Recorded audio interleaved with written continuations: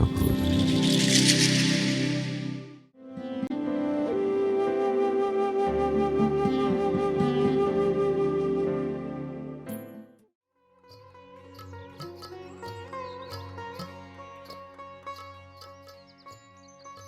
गुलबानो,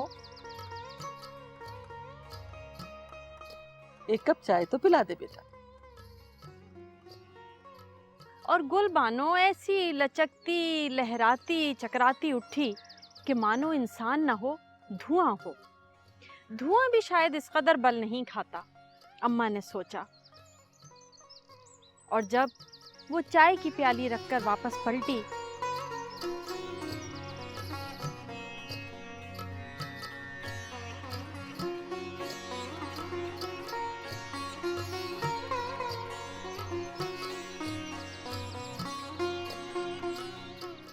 तो अम्मा को लगा जैसे आंखों में वाकई धुआं भर आया हो।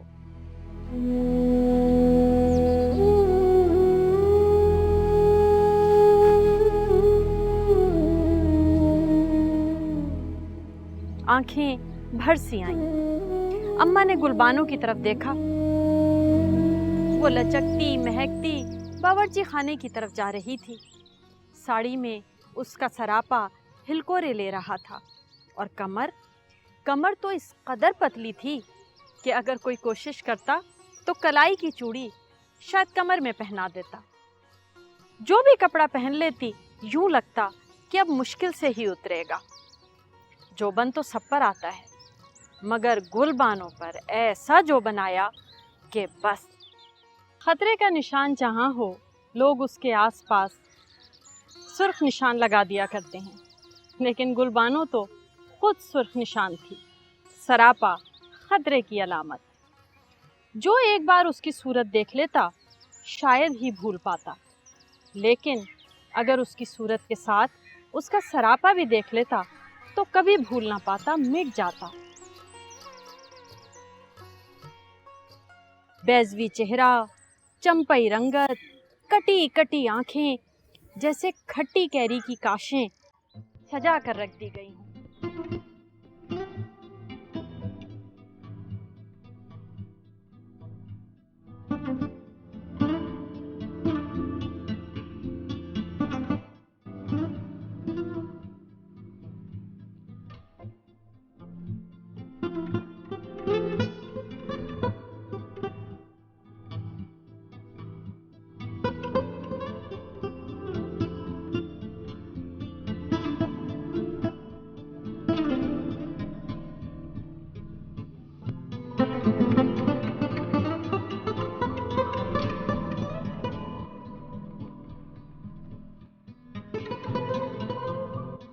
नाक इतनी सीधी और खड़ी कि जरा नथने उठाकर छू कर दे तो सारी दुनिया जलकर भस्म हो जाए। बाल इतने घनेरे कि कभी नहाकर अगर पीठ पर खुले छोड़ देती तो बाल इधर उधर आसपास आगे पीछे यूं झूलते कि लगता स्याह फर का कोट पहन रखा हो।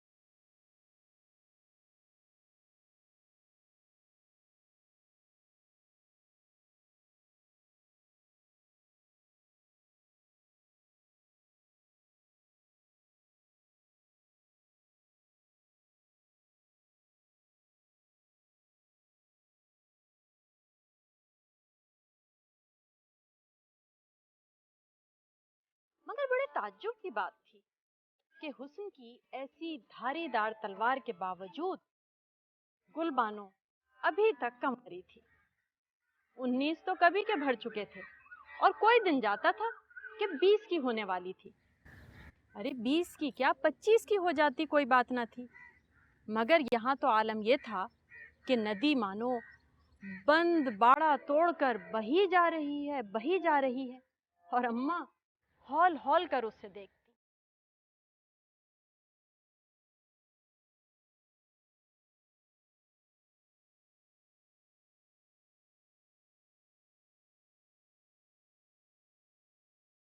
आय हाय, मुआ हिंदुस्तान क्या तकसीम हुआ कि सारे लड़के उड़न छू हो गए। अब तो तालीम चाहिए कि नौकरियां करवानी, पैसा चाहिए कि बिजनेस शुरू करवाया जाए। अरे खाली खुली शक्ल को कौन चाटता है। वाकया भी यही था। गुलबानो के सरापे का मोल लेने वाले, उसकी खूबसूरती को ताकने वाले जितने कुछ भी थे, सब शादीशुदा थे, जो एक बदमज़ा हांडी खाते खाते बोर हो चुके थे। ऐसे में चटपटा शामी कबाब देखकर मुंह में पानी आना ही था। लेकिन अम्मा अपनी बेटी को ऐसे दांतों में देने को तैयार ना थीं, जो पहले ही भुने कलेजे खाकर बैठे थे। खुदा जिसे भी ज़मीन पर लाया है, जोड़े के साथ लाया है। क्या चरिंद, क्या परिंद, क्या हैवान, क्या इंसान, मादा सबके साथ है। तो फिर गुलबानो कैसे कंवारी रह सकती थी? मोहल्ले में नए किराएदार आकर उतरे थे। एक बेटा, एक माँ और बस अल्लाह अल्लाह खैर सलाह। बेटा बेहद सीधा साधा था। साइकिल पर सर झुकाए पैडल मारता चला जाता, मानो तिलावत हो रही हो झूम झूम कर। नजरें नीची, सर झुकाए, कई बार तो मोटरों और बसों से टकराते बचा।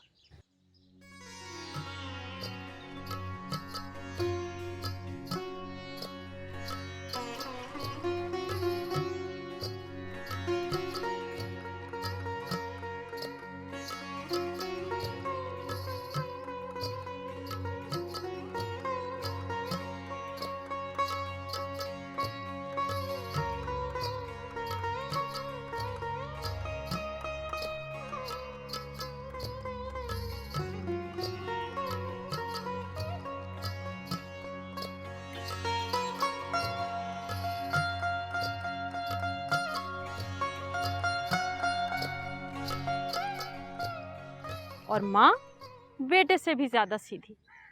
बेटा जब पहली बार माँ को लेकर शहर में बिजली रेडियो से आरास्ता मकान में उतरा, तो माँ घंटों रेडियो को अचंभे से तकती रहती और फिर भोले मुंह से पूछती,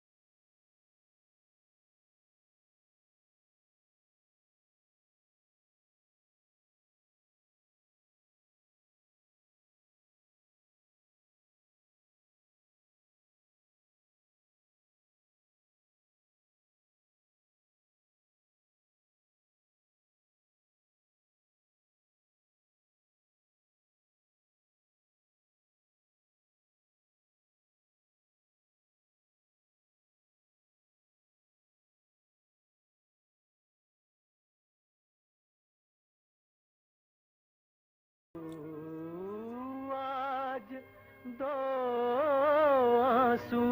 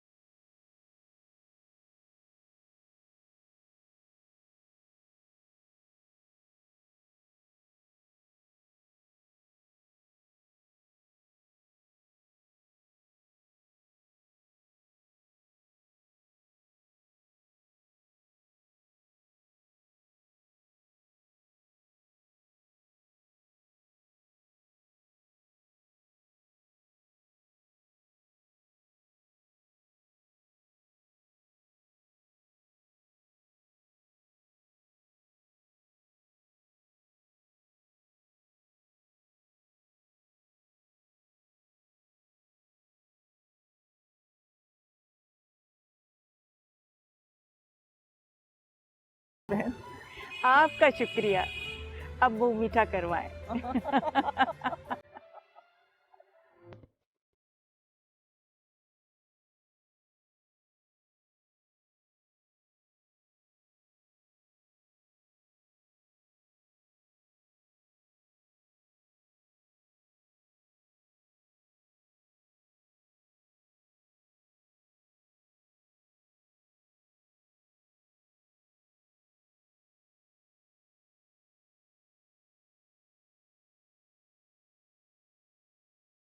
गुलबानो अपनी जसामत के लिहाज से अपने माँ बाप पर लाख भारी सही, मगर हकीकत तो यही थी कि वो अभी ज़िंदगी के उस दौर में हरगिज़ दाखिल नहीं हुई थी जहाँ अपना वजूद अपने आप पर बार महसूस होने लगे।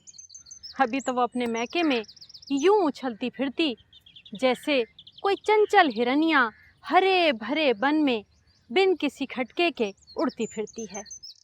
अभी तो उसे ये भी पता नहीं चला था कि बेटियों का बोझ माँ बाप को कैसे दोहरा कर देता है।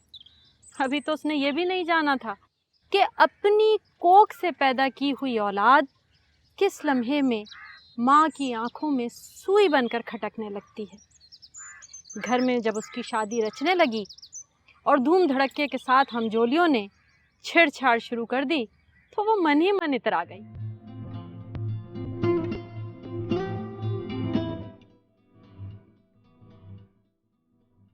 और मांझे वाले दिन पीले पीले लिबास में पहली मर्तबा उसने बड़ी सोची समझी निगाहों से आईने में अपना जायजा लिया।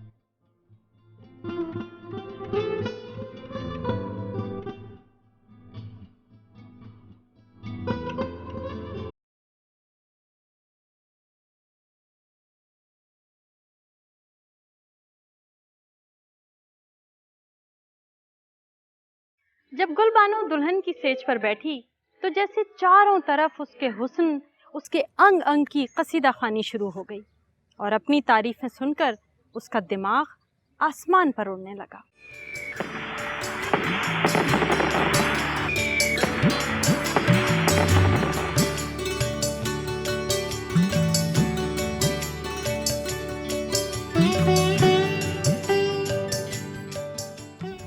दुल्हन तो परी है परी, सिराज की तो किस्मत खुल गई।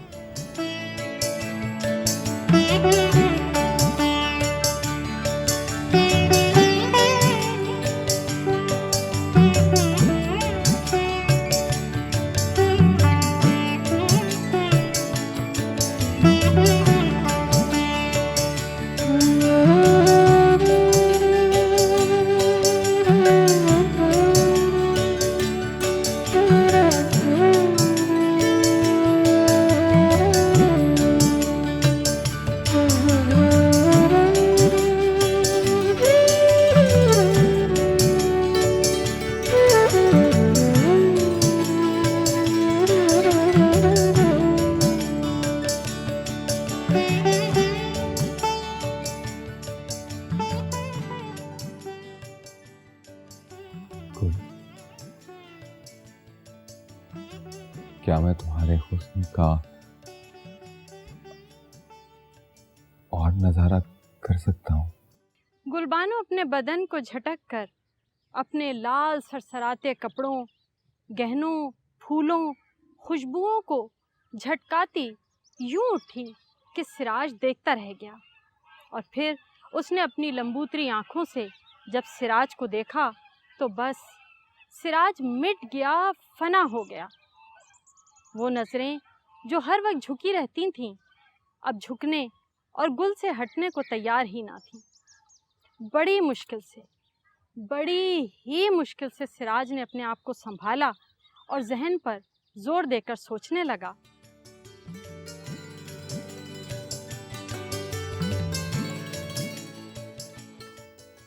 इस परी को मैं कहाँ छुपा कर रखूंगा?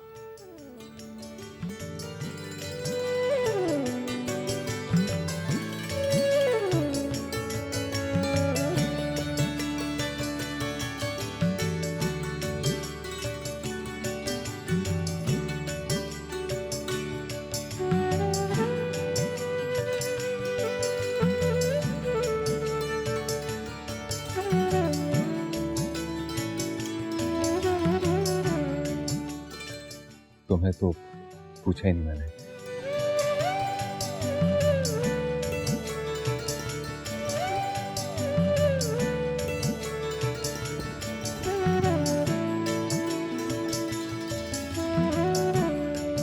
P low. आप पी लें।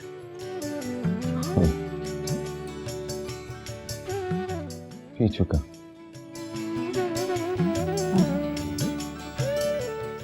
कि भी आप पी लें।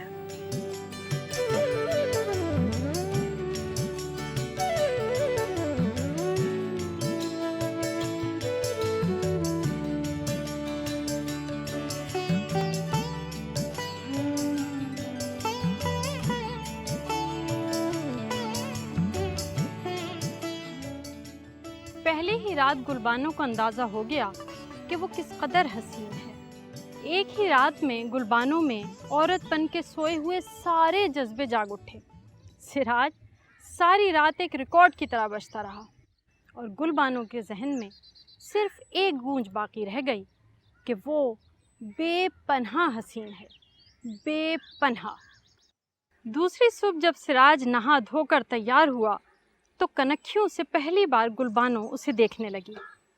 पहले ज़रा दबते दबते, फिर मुंह ज़रा फेर कर और फिर बाकायदा ऐसे देखने लगी जैसे उसका इम्तिहान ले रही हो। और फिर उसके जहन में पहला ख्याल जो जागा वो ये था कि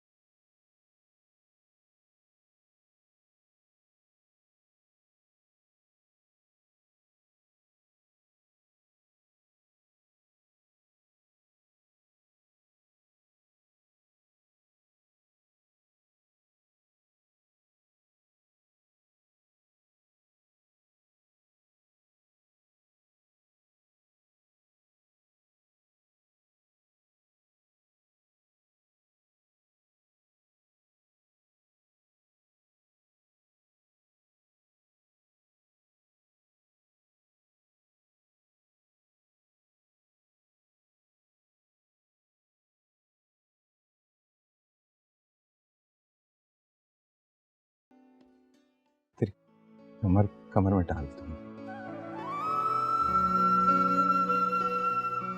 लेकिन ढीली निकलेगी।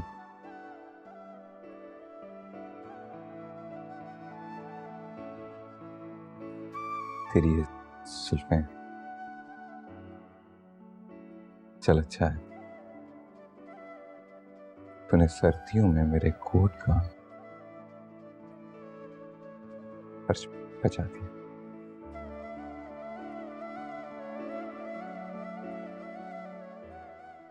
सिराज की बेपनाह तारीफों ने गुल को बिल्कुल भुला दिया था कि वो हुस्न से हटकर कुछ और भी है।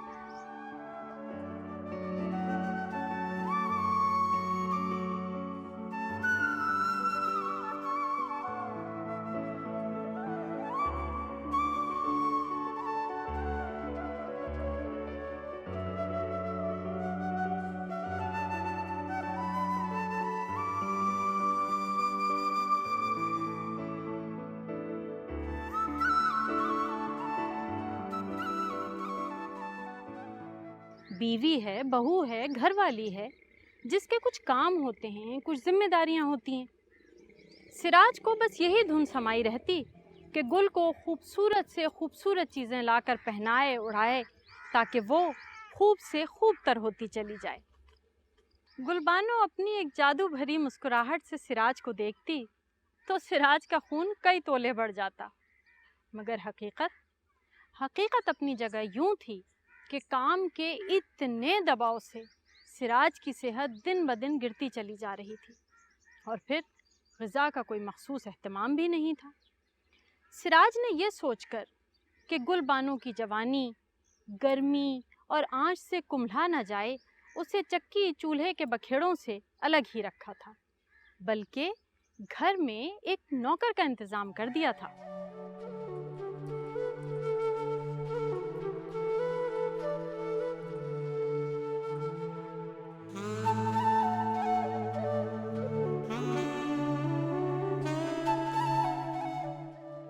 अरे साहब, आपने तो अभी तक कुछ खाया ही नहीं, सब तो वैसे का वैसे ही।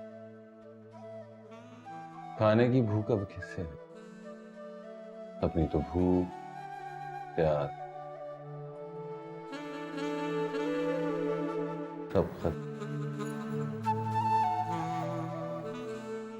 काम के बार और इश्क के इस फेर में सिराज तो आधा रह गया और गुलबानो पूनम के चांद की तरह जगमगाने लगी।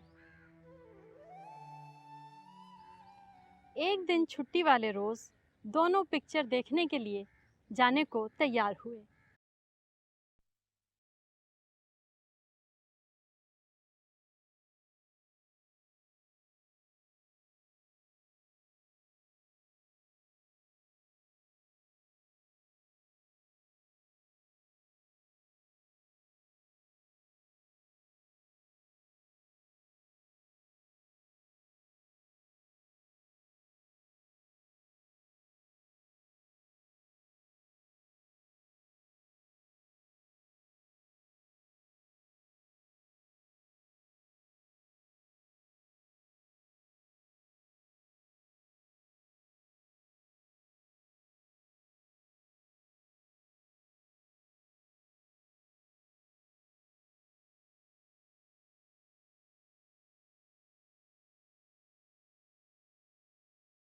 ज्यादती हुई। एक हूर लंगूर की गोद में कैसे सज सकती है?